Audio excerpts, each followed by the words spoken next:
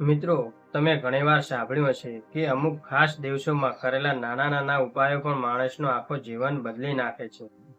પણ આજે હું તમને વાત જણાવવા જઈ રહ્યો છું. તે કોઈ સામાન્ય વાત નથી. હું આજે તમને એક એવા ચમત્કાર વિશે જણાવવાનો છું જે સીધું તમારા ઘરના રસોડા સાથે જોડાયેલો છે. હા મિત્રો, તમારા રસોડા સાથે. શું તમે ક્યારે વિચાર્યું છે કે માત્ર એક શાક? હા, બરાબર સાંભળ્યું તમે.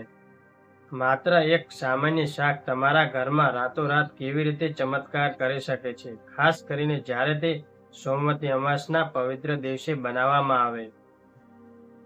આ વિડીયોને અધવચ્ચેથી છોડવાની ભૂલ બિલકુલ ન કરતા, કારણ કે જો તમે એ શાકનું નામ અને તેને બનાવવાની રીત સાચી સાચી રીત ચૂકી ગયા તો કદાચ તમે મોટો લાભ તમારા હાથમાંથી જતો રહેશે. તો છેક મારી સાથે જોડાયેલા રહેજો, કારણ કે વિડીયોના અંતમાં હું તમને એ શાકનું નામ પણ જણાવીશ અને તેને કઈ રીતે બનાવવું તે પણ સમજાવીશ. દોસ્તો, સૌથી પહેલા તો એ સમજી લઈએ કે આ સોમવતી અમાસ શું છે અને શા માટે આટલી બધી શક્તિશાળી છે. હિન્દુ ધર્મમાં અમાસનું ખૂબ મોટું મહત્વ છે, પણ જ્યારે અમાસ સોમવારના દિવસે આવે ને ત્યારે તેને સોમવતી અમાસ કહેવાય છે. એવો દિવસ છે જ્યારે ભગવાન શિવ અને માતા પાર્વતીની વિશેષ કૃપા વરસે છે. આ દિવસે પિતૃઓ પૃથ્વી પર આવે છે અને પોતાના પરિવારને આશીર્વાદ આપે છે. જો તમારા ઘરમાં વારવાર કલેશ થતો હોય, તો પૈસા ટકતા ન હોય, આવક કરતાં જાવક વધારે હોય કે પછી કોઈ બીમારી ઘરમાંથી જવાનું નામ ન લેતી હોય, તો સમજી લેજો કે આ સોમવતી અમાસ તમારા માટે એક અમૂલ્ય તક છે. આ દિવસે કરવામાં આવતા નાના દાન પુણ્યનું ફળ હજારો ગણું થઈને પાછું મળે છે. પણ આજે આપણે કોઈ મોટા ખર્ચની કે કોઈ મોટી પૂજા પાઠની વાત નથી કરવાના. આજે વાત કરવાની છે આપણા ઘરની, આપણા પરિવારની અને આપણા રસોડાની. મિત્રો, તમે પોતે પણ વિચાર કરો, આપણે દિવસ રાત એટલી મહેનત કરીએ છીએ, સવારથી લઈને સાંજ સુધી પરિવાર માટે પરસેવો પાડીએ છીએ, છતાં પણ ક્યારેક એવું નથી લાગતું કે આપણી મહેનતનું પૂરું ફળ આપણને નથી મળી રહ્યું.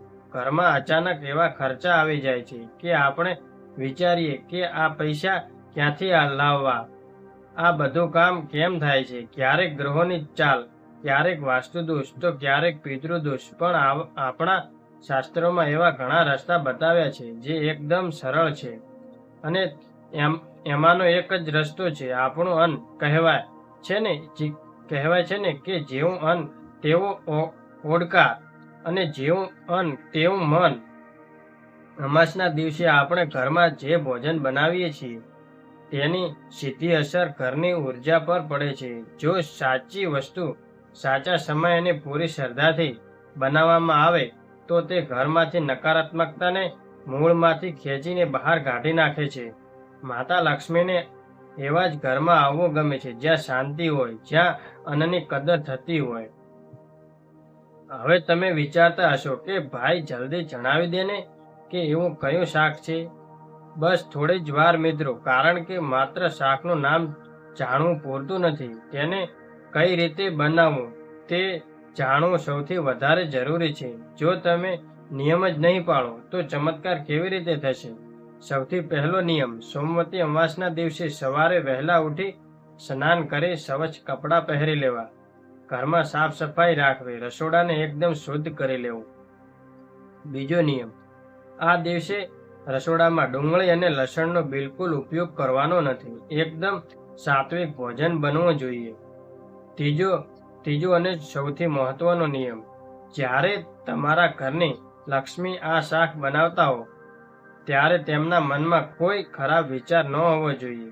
હળવા ભક્તિ ગીતો કે ભગવાનનું સ્મરણ કરતા આ શાક બનાવવાનું છે. જ્યારે આ શાક વઘારવામાં આવે ત્યારે તેમાં થોડું શુદ્ધ ઘી અને જીરું નાખવું, અને સૌથી પહેલો થાળ ભગવાનને અને બીજો થાળ ગાય માતાને અર્પણ કરવાનો છે. ત્યારબાદ ઘરના સભ્યોએ તેને પ્રસાદ સમજીને જમવાનું છે. તો મિત્રો, જે ઘડીને તમે આતુરતાથી રાહ જોઈ રહ્યા હતા તે આવી ગઈ છે. તે ચમત્કારિક શાક બીજું કંઈ નહીં પણ મીઠા કોળાનું શાક છે.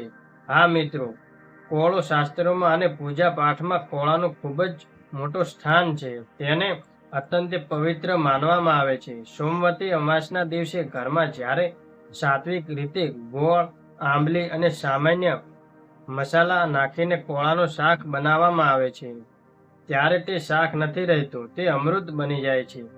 કોળો નકારાત્મક ઉર્જાને નષ્ટ કરવાનું કામ કરે છે. અમાસના દિવસે શુદ્ધ ઘીમાં વઘારેલું કોળાનું શાક ઘરમાં રાંધવાથી તેની સુગંધ આખા ઘરમાં એક સકારાત્મક ઉર્જા ફેલાવે છે. જે ઘરમાં આ દિવસે આ શાક બને છે અને ભગવાનને ધરાવ્યા પછી પૂરો પરિવાર સાથે બેસીને પ્રસાદ રૂપે જમે છે, ત્યાં અન્ન અને ધનની ક્યારેય કમી આવતી નથી. રાતોરાત તમારી વિચારસરણી અને ઘરનું વાતાવરણ બદલવા લાગશે. લક્ષ્મીજીના આગમન માટેનો રસ્તાઓ આપોઆપ ખુલવા લાગશે. તો આવતી સોમવતી અમાસના દિવસે આ નાનકડો અને સરળ પ્રયોગ ચોક્કસથી કરજો અને તમારા ઘરમાં કેવો સકારાત્મક બદલાવ આવે છે. મિત્રો, જો તમને આ વિડીયો પસંદ આવ્યો હોય તો વિડીયોને અત્યારે જ એક લાઈક કરી દેજો. અને હા, જો તમે આપણી ચેનલ પર નવા છો તો ચેનલને સબસ્ક્રાઈબર કરવાનું ભૂલતા નહીં, જેથી આવા જ વાસ્તુશાસ્ત્રને લગતા વિડીયો તમને રોજે રોજ મળતા રહે. ચાલો ત્યારે મળીએ છીએ એક નવા વિડીયો અને નવી વાત સાથે. ત્યાં સુધી બધાને મિત્રોને મારા જય માતાજી.